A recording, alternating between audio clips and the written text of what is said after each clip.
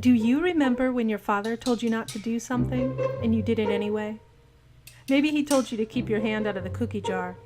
He didn't want you to ruin dinner, but you didn't care. I mean, we're talking cookies here. Gotta have them. Maybe your father told you to put your coat on, but you ran out of the house without it to play. Who's he to tell you what to do? But 10 minutes later, after you're shivering your pants off, you decide, yeah, that coat might be nice. Or maybe you're a father, and you've given your children everything.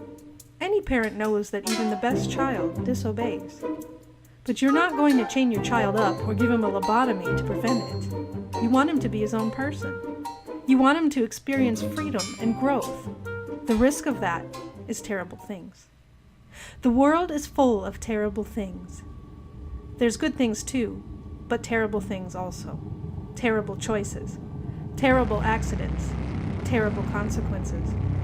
At some point in everyone's life, something terrible is going to happen. Terrible things usually come out of left field to blindside you and knock you down. Give up, they say.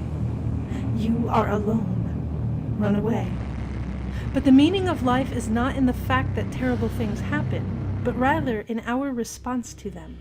For in the face of terrible things, mankind has shamed the devil. Or perhaps it's better put, that in the face of terrible things, one like a son of man defeated death. Why are we here, struggling and self-aware?